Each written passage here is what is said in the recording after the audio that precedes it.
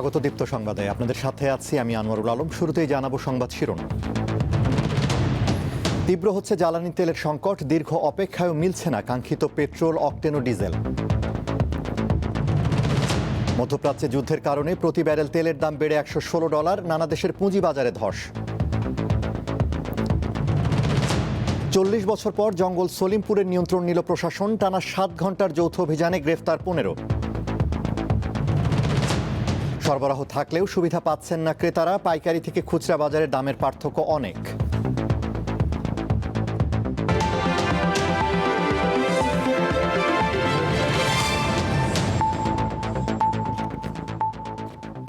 এবারে বিস্তারিত। মধ্যপ্রাচ্যে গোলাবারুদের যুদ্ধ আর বাংলাদেশে জ্বালানি তেল কেনার লড়াই। রাজধানীর ফিলিং স্টেশনে ভোর থেকে রাত পর্যন্ত চলছে এই যুদ্ধ। তারপরও মিলছে না কাঙ্ক্ষিত পেট্রোল, অকটেন ও ডিজেল। এ অবস্থায় জ্বালানি তেলের ডিপোতে সেনাবাহিনী এবং ফিলিং স্টেশনে পুলিশের টহল জোরদারের অনুরোধ করেছে বিপিসি। মধ্যপ্রাচ্যের যুদ্ধ পরিস্থিতির কারণে বাংলাদেশে জ্বালানি তেলের সংকট তীব্র হচ্ছে। কয়েকদিন ধরেই রাজধানীতে মিলছে না প্রত্যাশিত অকটেন, পেট্রোল ও ডিজেল। অপেক্ষা করতে হচ্ছে ঘন্টার পর ঘন্টা। কেউ কেউ সেহরির পরই ফিলিং স্টেশনে ভিড় করেন। সোমবার সকাল থেকে শাহবাগ, তেজগাঁও, শেরেবাংলানগর ও মহাখালী সহ বিভিন্ন স্থানে ছিল যানবাহনের লম্বা সারি। যে সিরিয়ালে থাকা হয়, যে জ্যামে আমরা থাকি, সেই সিরিয়াল মোতাবেক আমরা তেল নিতে যে আমি প্রায় 1.5 ঘন্টা হয়ে গেছে সিরিয়াল ধরে আসছি। বা জিয়া উদ্যান থেকে আমি এই পর্যন্ত এখানে আসছি, প্রায় আমার 1 ঘন্টার বেশি লেগেছে। আমাদের বাড়ি যেতে হলে 2-3 যাবত এই সিরিয়াল দিয়ে তেল ভরতে হবে, তারপরে আমরা বাড়ি যেতে পারবো। তাছাড়া বাস ট্রেনের টিকিটের যে অবস্থা, ওইখানে যে টিকিট করে যাব সেই সুযোগ এখন নাই। নিজ নিজ এলাকায় জ্বালানি না পেয়ে অনেকে ছুটছেন অন্যত্র। কেউ তেল পাচ্ছেন, কেউ ব্যর্থ হচ্ছেন। লাইনের শেষে দাঁড়িয়ে প্রায় 2 ঘন্টা ওখানে দাঁড়িয়েছিলাম। লাস্ট ইন্ডে আমরা নিউজ পেলাম যে টোটালি এখন আর তেল দিবে না। তো এইগুলো হচ্ছে কৃত্রিম সংকট তৈরি করা হচ্ছে। আমি আসছি হচ্ছে গণভবন থেকে, 1 ঘন্টা হয়েছে আসছি। তো তেলের এখন থেকে ভালোই, কালকে থেকে আজকে মোটামুটি ভালোই পাচ্ছি, সার্ভিসটা ভালো দিচ্ছে। বাংলাদেশ পেট্রোলিয়াম কর্পোরেশন বিপিসির নির্দেশ অনুযায়ী রেশনিং পদ্ধতিতে চলছে তেল বিক্রি। অনেক গ্রাহক এতে অসন্তুষ্ট। আসলে আশঙ্কা আমি সেভাবে অনুভব করি না, কারণ আমরা যদি একটু পরিকল্পিতভাবে যেভাবে সরকার বলছেন ওইভাবে যদি নিজেরা মেনটেন করতাম তাহলে কিন্তু শঙ্কার জায়গাটা কম ছিল। কিন্তু যেভাবে আমরা প্রিজার্ভ করার মানসিকতায় চলে গেছি, এতে আসলে শঙ্কাটা তৈরি হয়ে যাচ্ছে। এদিকে জ্বালানি তেলের সংকট কাটিয়ে উঠতে বাংলাদেশ সরকার চীনের সহযোগিতা চেয়েছেন। সচিবালয়ে অর্থমন্ত্রী আমির খসরু মাহমুদ চৌধুরীর সঙ্গে বৈঠক শেষে একথা জানান চীনের রাষ্ট্রদূত।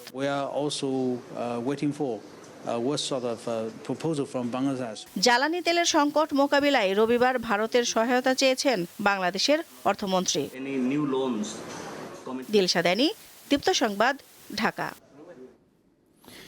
রাজধানীর বাইরে রেশনিং করেও সারাদিন তেল সরবরাহ করতে পারছে না পাম্পগুলো। এরই মধ্যে অনেক পাম্প বন্ধ হয়ে গেছে। এর প্রভাব পরিবহন খাতের পাশাপাশি কৃষি খাতেও পড়তে শুরু করেছে। নারায়ণগঞ্জের রেশনিং পদ্ধতিতে তেল বিক্রি করছে ডিপো ও পেট্রোল পাম্পগুলো। তেল না থাকায় জেলার অনেক পাম্প বন্ধ রেখেছেন মালিকরা। সরবরাহ কম পাওয়ায় সারাদিন তেল বিক্রি করা হচ্ছে না। অনাকাঙ্ক্ষিত ঘটনা মোকাবিলায় আইনশৃঙ্খলা বাহিনী মোতায়েন করা হয়েছে। দিনাজপুরে হঠাৎ পেট্রোল ও অকটেন সংকটে বিপাকে পড়েছেন মোটরসাইকেল চালকরা। জেলার বেশিরভাগ ফিলিং স্টেশনে তেল না থাকায় অনেক চালক তেল না নিয়েই ফিরে যাচ্ছেন। যেসব পাম্পে সীমিত তেল মিলছে সেখানে দেখা যাচ্ছে দীর্ঘ লাইন। ভিন্ন চিত্র নওগাঁর ফিলিং স্টেশনগুলোতে। রেশনিং পদ্ধতিতে মিলছে পেট্রোল, অকটেন ও ডিজেল তেল। তবে অধিকাংশ ফিলিং স্টেশনগুলো থেকে মোটরসাইকেলগুলোর জন্য মিলছে 200 টাকার তেল। ঠাকুরগাঁয়ে জ্বালানি সংকটের প্রভাব পড়েছে কৃষিক্ষেত্রে।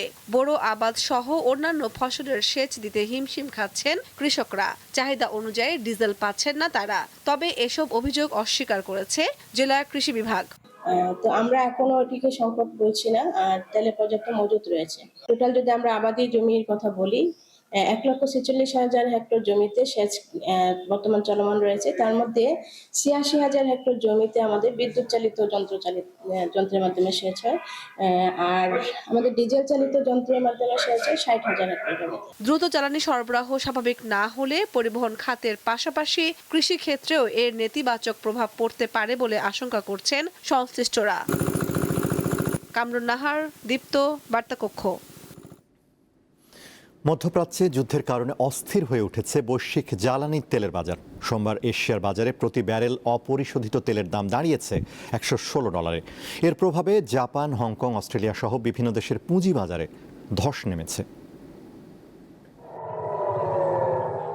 যুক্তরাষ্ট্র ও ইসরায়েলের সঙ্গে ইরানের যুদ্ধ তীব্র আকার ধারণ করছে। কোনো পক্ষই ছাড় দিতে রাজি নয়। আর এই হামলা পাল্টা হামলার নেতিবাচক প্রভাব পড়ছে বৈশ্বিক জ্বালানির বাজারে। ওই অঞ্চল থেকে জ্বালানি সরবরাহে বিঘ্ন ঘটায় আন্তর্জাতিক বাজারে হু হু করে বাড়ছে অপরিশোধিত তেলের দাম। সোমবার সকালে এশিয়ার বাজারে প্রতি ব্যারেল ব্রেন্ট ক্রুড তেলের দাম শতকরা 25% বেড়ে $116 দাঁড়িয়েছে, যেখানে ওয়েস্ট টেক্সাস ইন্টারমিডিয়েট 27% বেড়ে $115.5 দাঁড়িয়েছে। বিশ্লেষকদের ধারণার চেয়েও দ্রুত গতিতে বাড়ছে তেলের দাম। ইরানের নিষেধাজ্ঞার কারণে হরমুজ প্রণালীতে তেলবাহী জাহাজ চলাচল বাধাগ্রস্ত হওয়ায় বাড়ছে জ্বালানির দাম। ইরান ও উপসাগরীয় অঞ্চলের বিভিন্ন স্থানে জ্বালানি অবকাঠামো ধ্বংসের কারণে বৈশ্বিক বাজার আরও অস্থির হয়ে উঠছে। এই অবস্থায় তেলের উৎপাদন কমিয়েছে কুয়েত।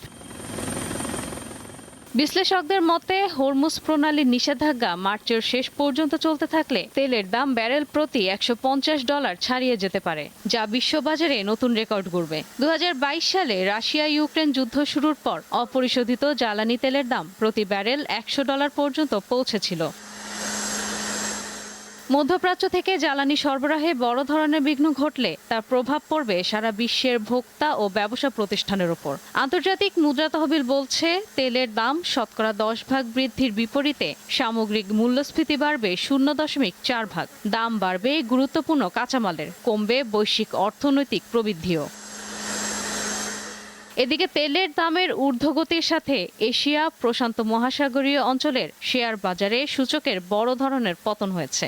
জাপান, হংকং, অস্ট্রেলিয়া, দক্ষিণ কোরিয়ার বাজারে দেখা দিয়েছে ব্যাপক পতন। আতঙ্কিত হয়ে শেয়ার বিক্রি করছেন বিনিয়োগকারীরা।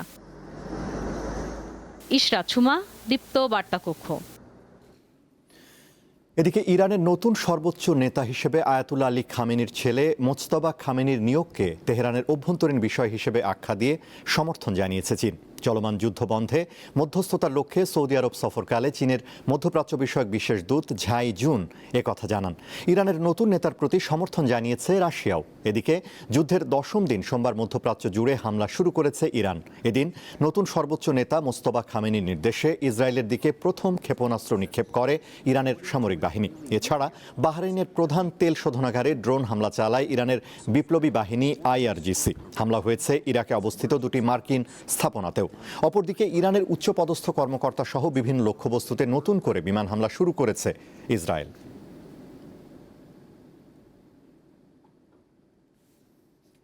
এবারে অন্যান্য প্রসঙ্গ। টানা 4 দশক সন্ত্রাসীদের হাতে জিম্মি থাকা চট্টগ্রামের সীতাকুণ্ডের জঙ্গল, সলিমপুর ও আলীনগর নিয়ন্ত্রণে নিয়েছে প্রশাসন। সোমবার টানা 7 ঘন্টার অভিযান শেষে এ তথ্য জানানো হয়। অভিযানে 15 জনকে গ্রেফতার করা হয়েছে। উদ্ধার হওয়া জায়গায় স্থাপন করা হবে 2টি নিরাপত্তা ক্যাম্প। পরবর্তীতে বাস্তবায়ন করা হবে সরকারি প্রকল্প। সোমবার সকাল থেকে শুরু হয় অভিযান। প্রথমে ড্রোন উড়িয়ে বেশ কিছু স্পট নির্ধারণ করে যৌথ বাহিনী। পরে একে একে ভেতরে প্রবেশ করে সেনাবাহিনীর APC ট্যাঙ্ক, পুলিশের জল কামান, সাজোয়া যান, ডগ স্কোয়াড সহ ভারী অস্ত্রসজ্জিত একাধিক গাড়ি। অভিযানে অংশ নেয় সেনাবাহিনী, র্যাব 11, র্যাব 15, র্যাব 7 ও চট্টগ্রাম মেট্রো ও রেঞ্জের বিভিন্ন জেলার পুলিশ ও বিজিবি সদস্যরা। টানা 7 ঘন্টার অভিযান শেষে পুরো এলাকা প্রশাসনের দখলে আসে বলে জানান পুলিশের DIG। এ সময় গ্রেপ্তার করা হয় 15 জনকে। এই জায়গার উপর আমাদের পূর্ণ অধিকার প্রতিষ্ঠিত হয়েছে। আজ থেকে এখানে 2টি ক্যাম্প চলমান থাকবে, বাংলাদেশ পুলিশের একটি ক্যাম্প এবং র্যাপিড অ্যাকশন ব্যাটালিয়নের একটি ক্যাম্প। টানা 4 দশক ধরে সন্ত্রাসী গোষ্ঠীর হাতে জিম্মি ছিল সীতাকুণ্ডের জঙ্গল, সলিমপুর ও ও আলীনগর। ক্রোট বাণিজ্য, চাঁদাবাজি ও মাদকের আখড়ায় পরিণত হয় এই বিশাল পাহাড়ি এলাকা। স্কুলের থেকে বাচ্চা তুলে নিয়ে যায়, তিনবার স্কুলের থেকে বাচ্চা তুলে নিয়ে গেছে। এত মোড়া বোড়া ম্যাডাম দিয়ে মারা শুরু করছে, মোবাইল টোবাইল কারি লড়েছে। মনে করেন এক গ্রুপ গেলে আরেক গ্রুপ আসে, এরকম সিস্টেম আর কি। এখানে পরিস্থিতিটা সবসময় এরকমই থাকে। কিছুদিন পর দেখা যায় যে এরকম মানে কি বিভিন্ন ধরনের ঝামেলা হয়। ঠিক আছে, কিছুদিন আগে র্যাবের একটা ঘটনা ঘটছে। এসব সন্ত্রাসীদের গ্রেপ্তার অভিযানে নামলে হামলার শিকার হতে হয়েছে আইনশৃঙ্খলা বাহিনীর সদস্যদের। সবশেষ গত 19 জানুয়ারি সন্ত্রাসী হামলায় প্রাণ হারান র্যাবের এক সদস্য। এরপর থেকে নড়ে চড়ে বসে প্রশাসন। আমরা বিভিন্ন আইনশৃঙ্খলা বাহিনীর সহযোগিতায় সেই প্রতিবন্ধকতা থেকে আজকে আমরা মুক্ত হলাম। আমরা এখন নিয়মিতভাবে যে সমস্ত পরিকল্পনা এখানে করা হয়েছিল সেগুলো বাস্তবায়নের লক্ষ্যে কাজ করে যাব। অভিযানে সন্ত্রাসীদের দখলে থাকা 3100 একর জমি উদ্ধার করা হয়েছে, যার আনুমানিক মূল্য 30,000 কোটি টাকা। রুনা আনসারি, দীপ্ত সংবাদ, চট্টগ্রাম। সংযম ও ত্যাগের মাস রমজানে এবারও সাধারণ মানুষের প্রধান দুশ্চিন্তা নিত্যপণ্যের বাজার। সরকারি হিসেবে চিনি, ছোলা ও ভোজ্য তেলের সরবরাহ পর্যাপ্ত এবং দাম কিছুটা কম, কিন্তু খুচরা বাজারের বাস্তবতা বলছে ভিন্ন কথা। পাইকারির সাথে খুচরা দরের বিস্তর ব্যবধান। বেগুন, শসা ও লেবুর আকাশচুম্বী দাম সাধারণ ভোক্তাদের কপালে চিন্তার ভাঁজ ফেলেছে। প্রতি বছরের মতো এবারও রমজান ঘিরে অস্থিতিশীলতার শঙ্কা থাকলেও চিত্র কিছুটা ভিন্ন। পর্যাপ্ত সরবরাহ আর সরকারের কড়া নজরদারিতে বাজারে চলছে এক ধরনের সতর্ক স্থিতিশীলতা। পাইকারি বাজারে পণ্যের কমতি নেই, আড়তদাররা বলছেন সরবরাহ স্বাভাবিক, কিন্তু সেই স্বস্তি খুচরা বাজারে মিলছে না। পাইকারি ও খুচরায় প্রতি কেজি পণ্যে ব্যবধান দাঁড়াচ্ছে 10 থেকে 30 টাকা পর্যন্ত। পেঁয়াজের রেট আজকের বাজার 28 থেকে 30 টাকা পাইকারি রেট সর্বোচ্চ। আলুর বাজার হলো বর্তমানে লাল সাদা আছে 11 টাকা, রসুনের কেজি হলো 210 টাকা, পেঁয়াজের কেজি 40 টাকা, আদার কেজি হলো আছে আপনার 120 থেকে 30 টাকা। গায়ে দামে তেল বিক্রি হতেছে 5 লিটার 955, 2 লিটার 390, 1 লিটার 195। সরবরাহ অ্যাভেলেবেল না। গত রমজানের তুলনায় এবছর বেশ কিছু পণ্যের দাম নিম্নমুখী। বিশেষ করে চিনি, ছোলা এবং ভোজ্য তেলের দাম গত বছরের তুলনায় কিছুটা নিয়ন্ত্রণে। ব্যতিক্রম শুধু মাংস আর দেশি ফলের বাজার। তবে ইফতারির কিছু অপরিহার্য পণ্যের দাম বরাবরের মতোই বেয়ারা।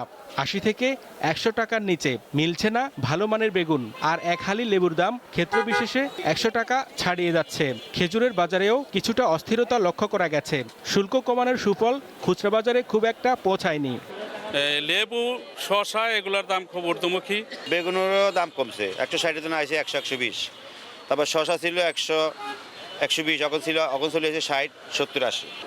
বিশ্লেষকেরা বলছেন, যে কোনো পণ্য হাত বদলে দফায় দফায় দাম বৃদ্ধি রুখতে প্রয়োজন একটি স্বচ্ছ ও শক্তিশালী সরবরাহ চেইন। এক রাতেই কিন্তু হাত বদলে এই অতিরিক্ত যে 70% টাকা কিন্তু চলে যাচ্ছে মধ্যস্বত্বদের কাছে। এখন এই মধ্যস্বত্বগুলো ভাঙতে গেলে যেটা দরকার, কৃষকরা যদি সমবায়ের মাধ্যমে এবং ভোক্তারা যদি সংগঠিত থাকতো এবং সাপ্লাই চেনে এই হাত বদলের এই বিষয়গুলো যদি আমরা মিনিমাইজ করতে পারতাম এবং এটা যদি আমরা টোটালি ট্রান্সপারেন্ট এবং ডিজিটালাইজ করতে পারতাম। নিত্যপণ্যের দাম বৃদ্ধি ঠেকাতে জনগণের সচেতনতাও জরুরি বলে মনে করেন বিশ্লেষকেরা। পণ্য সরবরাহ পর্যাপ্ত থাকলেও হাত বদলে দফায় দফায় বাড়ছে দাম। মূলত মধ্যস্বত্বভোগীদের অতি মুনাফা আর খুচরা বাজারের বিশৃঙ্খলা এখন সাধারণ ক্রেতার প্রধান ভোগান্তি। তাই শুধু সাময়িক অভিযান নয়, বাজার স্থিতিশীল রাখতে প্রয়োজন একটি স্বচ্ছ এবং শক্তিশালী সরবরাহ চেইন। আর রমজানের এই কৃত্রিম দর বৃদ্ধি রুখে দেওয়া এখন সরকারের জন্য সবচেয়ে বড় চ্যালেঞ্জ। হেদায়েতুল্লাহ সীমান্ত, দীপ্ত সংবাদ, ঢাকা। এবারে আরএফএল ওয়ার্ড্রোব ঈদ বাজার।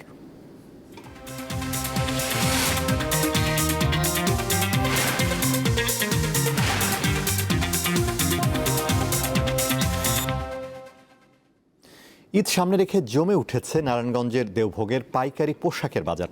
নতুন বাহারি নকশার পোশাক তৈরিতে ব্যস্ত সময় পার করছেন শ্রমিকরা। বিক্রেতারা জানান, কাঁচামালের দাম বৃদ্ধির কারণে এবারে পোশাকের দাম কিছুটা বেড়েছে।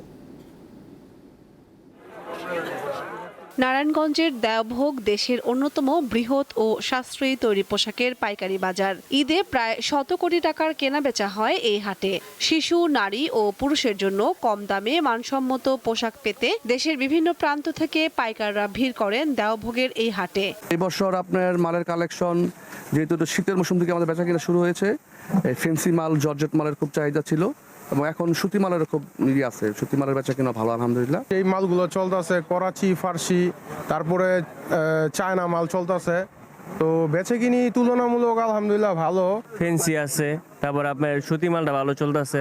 দেওভোগ হাটের প্রায় 1000-এর বেশি দোকানে কাজ করেন লক্ষাধিক শ্রমিক কর্মচারী। ঈদ সামনে দম ফেলার সুযোগ নেই তাদের। নিজস্ব কারখানায় তৈরি একটা মানে ভালো এবং প্রাইসটা রিজনেবল, এই জন্য সারা বাংলাদেশ 64টা ডিস্ট্রিক্ট থেকেই আমাদের এখানে পোশাকের জন্য আসে। দাম মোটামুটি ঠিকই আছে, তো প্রতি বছরের তুলনায় একটু বেশি, কারণ বেশি হওয়ার কারণ পর্যায়ক্রমে সবকিছুর দামই তো বাড়ে। আমাদের পার্শ্ববর্তী জেলা মুন্সিগঞ্জ থেকে, সেখান থেকে আমরা ব্যাপক পরিমাণের মালগুলাকে কালেক্ট করে, ফ্রক ড্রেসগুলো যা আছে সব কালেক্ট করে আমরা একটা গোডাউনজাত করি এবং গোডাউনজাত করার পরে সারা বাংলাদেশ থেকে পাইকারি এসে তখন আমাদের মালগুলো নিয়ে যায়। এবার গরমের কথা মাথায় রেখে চায়নার টিস্যু, স্লাব ও সুতি কাপড়ের তৈরি পোশাকের চাহিদা বেশি। সকাল থেকে গভীর রাত পর্যন্ত চলছে কাজ। এখন আমরা ঈদের আগ মুহূর্তে অনেক ব্যস্ততার সময় পার করতেছি, অনেক কাজের প্রেশার।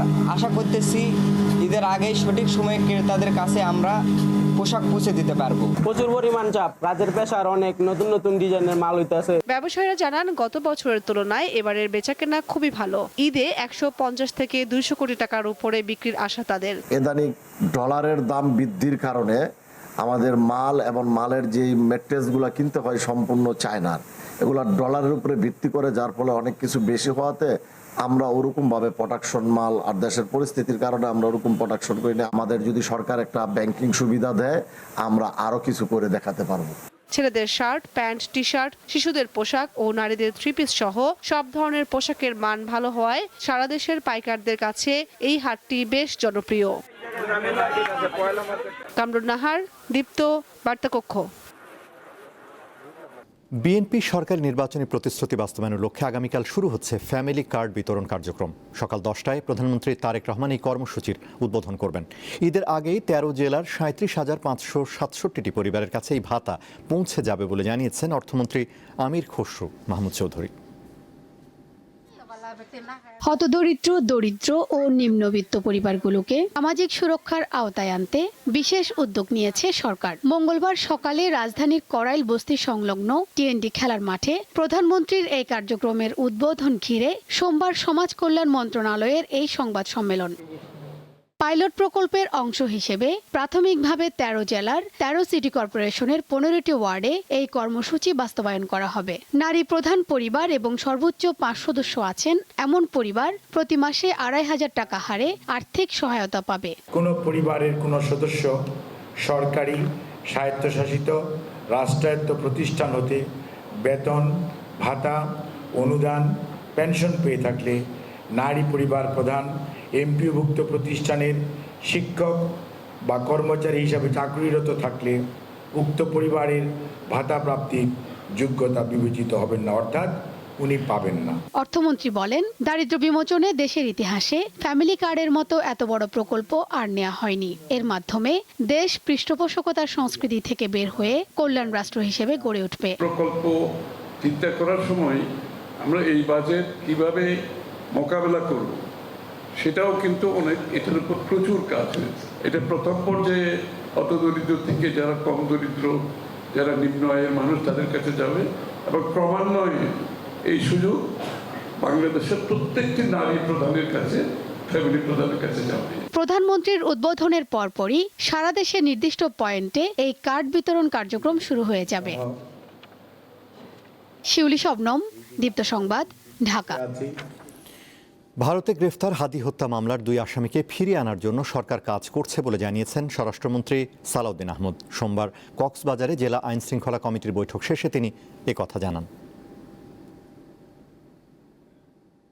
পররাষ্ট্র মন্ত্রণালয়ের পক্ষ থেকে পদক্ষেপ নেওয়া হয়েছে। পররাষ্ট্র মন্ত্রণালয়কে আমরা অনুরোধ করেছি তারা এটা যেটা extradition treaty in between 2 countries আছে সেই মতে তাদেরকে আমাদেরকে ফেরত দেবেন বলে আমরা আশা করছি এবং আমরা ফেরত আনার জন্য যথেষ্ট জোর প্রচেষ্টা চালাব। প্রোটিনের ঘাটতি পূরণে দেশে মহিষের খামারির সংখ্যা বাড়াতে হবে বলে জানিয়েছেন মৎস্য ও প্রাণী সম্পদ প্রতিমন্ত্রী সুলতান সালাউদ্দিন টুকু। সোমবার সাভারের BLRI-তে মহিষ খামারিদের প্রশিক্ষণ কার্যক্রম উদ্বোধনকালে তিনি একথা জানান। প্রতিমন্ত্রী জানান, গরুর তুলনায় মহিষ থেকে বেশি দুধ পাওয়া যায়, তাই দেশে মহিষের খামার বাড়ানো প্রয়োজন। প্রান্তিক পর্যায়ে মহিষের খামার করতে আগ্রহীদের আহ্বান জানান তিনি। দেশের মাংসের চাহিদা পূরণ করে ভবিষ্যতে মাংস রপ্তানির আশা ব্যক্ত করেন প্রতিমন্ত্রী। প্রশিক্ষণে 100 জন খামারি অংশ নিচ্ছেন।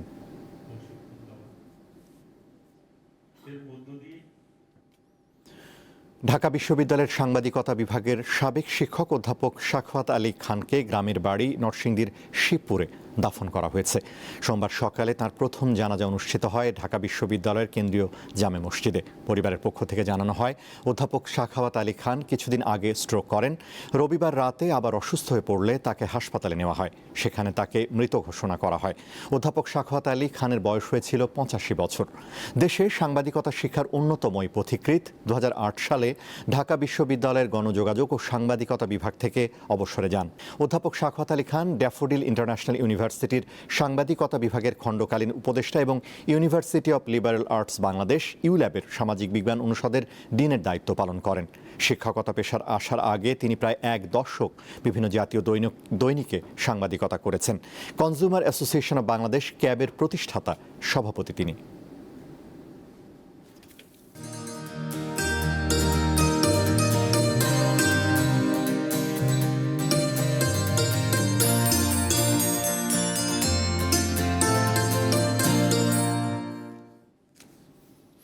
শেষ সময় ঘনিয়ে আসার সাথে সাথে জমে উঠতে শুরু করেছে অমর একুশে বইমেলা। মেলার দিন যত কমছে ততই বাড়ছে পাঠকের উপস্থিতি আর বই বিক্রি। এতে কিছুটা স্বস্তির আলো দেখছেন প্রকাশকরা। এবারের বইমেলায় শুরু থেকেই ভিড় ছিল তুলনামূলক কম, তবে শেষ সময়ে বেড়েছে বইপ্রেমীদের আগ্রহ। বিভিন্ন স্টলে ঘুরে ঘুরে বই দেখছেন তারা, পছন্দের বইটি সংগ্রহ করছেন নিশ্চিন্তে।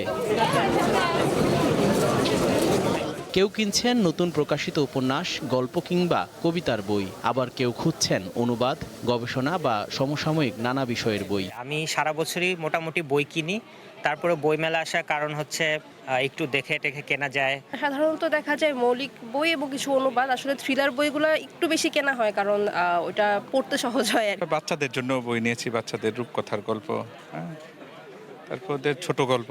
আসলে রমজানের জন্য এবার খুব একটা আশা হয়নি, তো শেষ মুহূর্তে নিলাম 2টা বই। প্রকাশকরা বলছেন, মেলার শেষ দিকে বেড়েছে বিক্রি, পাঠকদের উপস্থিতি বাড়ায় স্টলগুলোতে কিছুটা প্রাণ ফিরেছে। যেই বইমেলায় ভিড় না থাকলেও পাঠক কিন্তু আছেন, প্রতিদিনই আমাদের বইয়ের বিক্রি বাড়ছে। সেটা ঠিক মানুষের জনসমাগম দিয়ে আসলে সেটা বিবেচনা করা যাবে না। গত শুক্রবার থেকে আমাদের বিক্রিটা ভালো হইতেছে, আজকে পর্যন্ত বিক্রি ভালো আছে। আমাদের নতুন বই এখন 70টার উপরে আসছে, নতুন পুরাতন মিলিয়ে সব বইগুলো বিক্রি হইতেছে। তাদের আশা, মেলার শেষ কদিন বইপ্রেমীদের উপস্থিতি আরও বাড়বে। জহুরুল মোহসান, দীপ্ত সংবাদ, ঢাকা। ইরান যুক্তরাষ্ট্র যুদ্ধে ছোঁড়া মিসাইলের আঘাতে আরব আমিরাতে নিজ কর্মস্থলে নিহত মৌলভীবাজারের আহমদ আলীর মরদেহ দেশে পৌঁছেছে। এদিকে সৌদি আরবে একইভাবে নিজ কর্মস্থলে মারা গেছেন কিশোরগঞ্জের বাচ্চু মিয়া ও টাঙ্গাইলের মোশাররফ। নিহতদের পরিবারে নেমে এসেছে শোকের ছায়া। কিশোরগঞ্জ জেলার কটিয়াদী উপজেলার জালালপুর ইউনিয়নের পশ্চিম ফোকামারা গ্রামের রইসুদ্দিনের ছেলে বাচ্চু মিয়া রবিবার ইফতারের আগ মুহূর্তে সৌদি আরবের আল খারিজ শহরের আল তোয়াইক বলদিয়া কোম্পানির একটি শ্রমিক ক্যাম্পে কাজ করছিলেন। একটি মিসাইলের আঘাতে ঘটনাস্থলেই নিহত হন তিনি। পরিবারের একমাত্র উপার্জনক্ষম ব্যক্তিকে হারিয়ে দিশেহারা বাচ্চু মিয়ার স্ত্রী, শোকে কাতর এলাকাবাসীও। কিচ্ছু চাই না, আমার ছেলের লাশটা চাই। আমার তো একজন হয়ে আছি না, আমার বাচ্চা তো ছোট ছোট, আমার বাচ্চারা কি করবো, আমার বাচ্চারা কে দেখাশোনা করবো। স্থানীয় প্রশাসন জানিয়েছে প্রয়োজনীয় সহযোগিতা করতে প্রস্তুত তারা। মরদেহ দেশে আনার ব্যবস্থা প্রক্রিয়াধীন। উপজেলা প্রশাসনের পক্ষ থেকে তার পরিবারের সাথে আমরা দেখাও করেছি এবং তাকে আমাদের নগদ যে টাকার সহায়তা এবং 2 বান্ডিল 3 ও 6,000 টাকার সহায়তা এটা প্রদান করেছি। খারিজ শহরের পাশে আরেকটি কোম্পানিতে কাজ করছিলেন টাঙ্গাইলের মোশাররফ হোসেন। তিনিও মারা গেছেন মিসাইলের আঘাতে। ফলে শোকের ছায়া নেমে এসেছে তার সখীপুরের গ্রামের বাড়িতে। ভাই আমার হারাইয়া গেল, আর কিচ্ছু রইল না জান। আমার দিদিমধ্যে আমার এই যে 2টা স্বর্ণের খান্ডা তুই গেছে আমার ভাইয়ে, এনে দিদি রইলাম আর মায়ের গাই গেল গাঙ্গ দুয়া। ক্ষতিগ্রস্ত পরিবারকে সব ধরনের সহযোগিতা দেওয়ার কথা জানিয়েছে স্থানীয় প্রশাসন। সরকারের পক্ষ থেকে, আমাদের প্রশাসনের পক্ষ থেকে সকল ধরনের সহযোগিতা আমরা প্রদান করব ইনশাআল্লাহ। মধ্যপ্রাচ্যের আরেক দেশ সংযুক্ত আরব আমিরাতের আজমান শহরে নিহত আহমদ আলীর মরদেহ ফেরত আনা হয়েছে। সোমবার মরদেহ পৌঁছায় গ্রামের বাড়ি মৌলভীবাজারের বড়লেখা পৌরসভার গাজীটেকে। সিলেট ওসমানী বিমানবন্দরে মরদেহ গ্রহণ করেন প্রবাসী কল্যাণ ও বৈদেশিক কর্মসংস্থান মন্ত্রী আরিফুল হক চৌধুরী। আল্লাহ পাক রব্বুল আলামিন তাকে জান্নাতবাসী করুন, তার পরিবারের সকলকে সমগ্র তৌফিক দান করুন এবং আমরা মাননীয় প্রধানমন্ত্রী জনাব তারেক রহমান সহ আমাদের এই সরকার এই প্রবাসীদের পাশে আছে, প্রবাসীদের পাশে থাকবে। গত 28 ফেব্রুয়ারি ইফতারের পর মিসাইলের আঘাতে গুরুতর আহত হন তিনি। পরে স্থানীয় হাসপাতালে নেওয়া হলে চিকিৎসক তাকে মৃত ঘোষণা করেন। সাইফুর রহমান শিশির, দীপ্ত বার্তা কক্ষ। শেষ করব দীপ্ত সংবাদ, তার আগে সংবাদ শিরোনামগুলো জানাবো আরও একবার। তীব্র হচ্ছে জ্বালানি তেলের সংকট, দীর্ঘ অপেক্ষায় মিলছে না কাঙ্ক্ষিত পেট্রোল, অকটেন ও ডিজেল। মধ্যপ্রাচ্যে যুদ্ধের কারণে প্রতি ব্যারেল তেলের দাম বেড়ে $116, নানা দেশের পুঁজিবাজারে ধস। 40 বছর পর জঙ্গল সলিমপুরের নিয়ন্ত্রণ নিল প্রশাসন, টানা 7 ঘন্টার যৌথ অভিযানে গ্রেফতার 15। এবং সরবরাহ থাকলেও সুবিধা পাচ্ছেন না ক্রেতারা, পাইকারি থেকে খুচরা বাজারে দামের পার্থক্য অনেক।